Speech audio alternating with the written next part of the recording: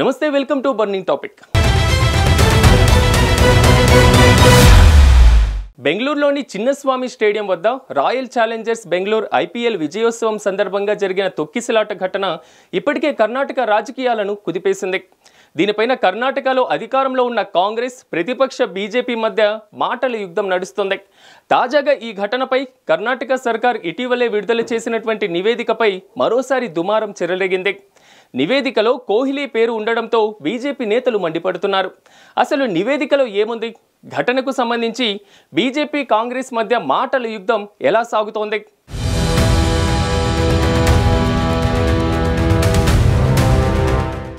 గత నెల జూన్ 4న బెంగళూరులోని చిన్నస్వామి స్టేడియం వద్ద ఆర్సీబీ విజయోత్సవ కార్యక్రమంలో తొక్కిసలాట ఘటనపై పొలిటికల్ హీట్ మళ్లీ రాజుకుంది. ఈ ప్రమాదంపై కర్ణాటక ప్రభుత్వం విచారణకు ఆదేశించడంతో దీనిపై దర్యాప్తు జరిపిన కమిటీ నివేదిక సమర్పించింది. ఈ నివేదికను ప్రభుత్వం బయటకు విడుదల చేయడంతో మరోసారి దీనిపై దుమారం రేగింది. తొక్కిసలాట ఘటనలో 11 మంది మరణించగా 50 మందికి పైగా గాయపడ్డారు. ఆర్సీబీ 18 ఏళ్ల తర్వాత ఐపీఎల్ టైటిల్ గెలిచిన సంతోషంలో లక్షలాది అభిమానులు స్టేడియం వద్ద గుమికూడారు. విధాన సౌధ నుంచి స్టేడియం వరకు విజయ పెరేడ్ జరగనుందని ఆర్సీబీ సోషల్ మీడియాలో ప్రకటించడంతో 2 నుంచి 3 లక్షల మంది అభిమానులు రోడ్లపై తండోపతండంగా గుమికూడారు. కానీ స్టేడియం సామర్థ్యం కేవలం 35,000 మాత్రమే ఉండడంతో అంతమంది వచ్చేసరికి తొక్కిసలాట జరిగింది. పలువురు మరణించడం, చాలా మంది గాయపడడంతో దీనిపై తీవ్ర విమర్శలు వచ్చాయి. తప్పు మీదంటే మీదంటూ ఒకరిపై ఒకరు విమర్శలు చేసుకున్నారు. దీంతో కర్ణాటక ప్రభుత్వం ప్రత్యేక దర్యాప్తుకు ఆదేశించింది.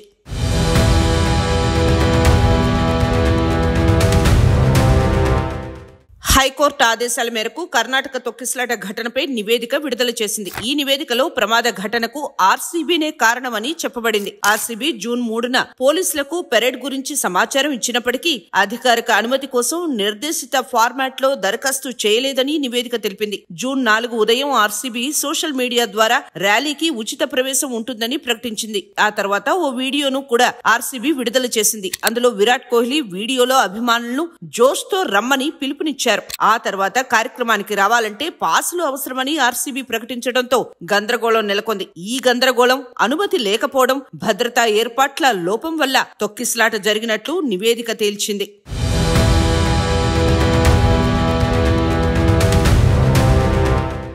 ఆర్సీబీ సోషల్ మీడియా ప్రకటనల వల్ల ఏర్పడిన గందరగోళం, జనాలు ఎక్కువగా రావడంతో చిన్నస్వామి స్టేడియం వద్ద తొక్కిసలాట జరిగిందని నివేదికలో తెలిపారు. స్టేడియం గేట్ల వద్ద భద్రతా ఏర్పాట్లు సక్రమంగా లేకపోవడం, అంబులెన్స్లు సకాలంలో చేరుకోలేకపోవడం వల్ల కూడా మృతుల సంఖ్య పెరిగిందని నివేదిక పేర్కొంది. ఉదయం 10 గంటల నుంచే అభిమానులు ఎయిర్పోర్ట్ వద్ద గుమికూడారు. విధాన సౌధ నుంచి స్టేడియం వరకు పెరేడ్ రద్దు చేసినట్లు పోలీసులు ప్రకటించినప్పటికీ ఆర్సీబీ సోషల్ మీడియా పోస్టులు ఆగలేదు. కంబన్ పార్క్ మెట్రో స్టేషన్ వద్ద యువత రోడ్డుపై డాన్సులు చేయడం, గేట్లను బద్దలు కొట్టడం, బ్యారికేడ్లను దాటడంతో గందరగోళం తీవ్రమైంది. ఫలితంగా మహిళలు, యువకులు తొక్కిసలాటలో చిక్కుకొని ప్రాణాలు కోల్పోయారు. ప్రమాద ఘటనపై కర్ణాటక సీఎం సిద్ధరామయ్య 15 రోజుల్లో నివేదిక సమర్పించాలని మెజిస్ట్రియల్ విచారణకు ఆదేశించారు. అదనంగా retired high court judge John Michael D'Cunha నేతృత్వంలో కమిషన్ ఏర్పాటు చేశారు. ఈ కమిషన్ జూలై 11న విధాన సౌధలో నివేదిక సమర్పించింది. బెంగళూరు పోలీస్ కమిషనర్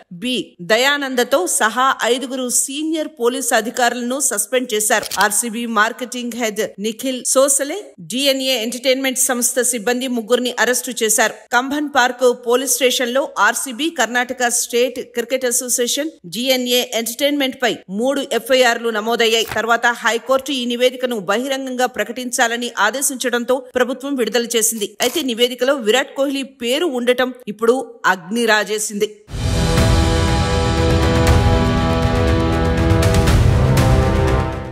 కర్ణాటక ప్రభుత్వ నివేదికలో విరాట్ కోహ్లీ వీడియోను ప్రముఖంగా ప్రస్తావించారు.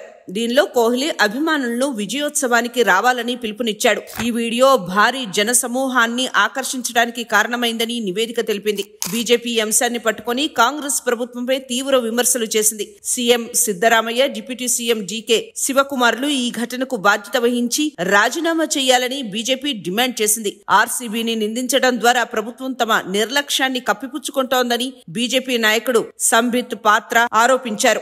ఈ ఘటనను తెలంగాణలో అల్లు అర్జున్ కేసుతో పోల్చి సిద్ధరామయ్య, శివకుమార్ ను అరెస్టు చేయాలని కోరారు. పోలీసులు, హోం డిపార్ట్మెంట్ ఎలాంటి భద్రతా ఏర్పాట్లు చేయలేదని, ప్రభుత్వం ప్రచారం కోసం ఈ కార్యక్రమాన్ని నిర్వహించిందని బీజేపీ నాయకుడు బివై విజయేంద్ర అన్నారు.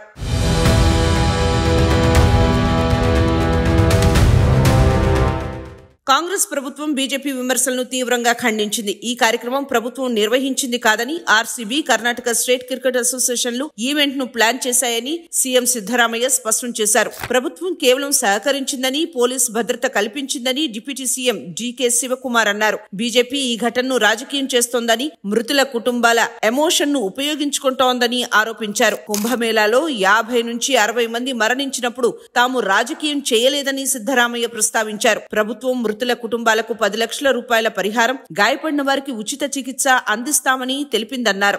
ఈ ఘటనలో ఆర్సీబీ, ప్రభుత్వం రెండూ బాధ్యత వహించాలని విశ్లేషకులు అంటున్నారు. ఆర్సీబీ అనుమతి లేకుండా సోషల్ మీడియాలో పెరేడ్ ప్రకటనలు చేసి అభిమానులను ఆహ్వానించడం గందరగోళానికి కారణమైంది. మరోవైపు ప్రభుత్వం భారీ జనసమూహాన్ని అంచనా వేయడంలో విఫలమైందని, సరైన భద్రతా ఏర్పాట్లు, అంబులెన్స్ సౌకర్యాలు లేకపోవడం వల్ల ఘటన తీవ్రతను పెంచిందని విమర్శలు వచ్చాయి.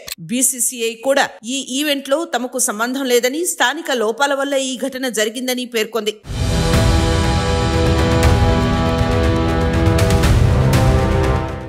ఆర్సీబీ మృతుల కుటుంబాలకు 10 లక్షల రూపాయల ఆర్థిక సహాయంతో పాటు గాయపడినటువంటి వారికి కేర్స్ ఫండ్ ద్వారా సహాయం ప్రకటించింది.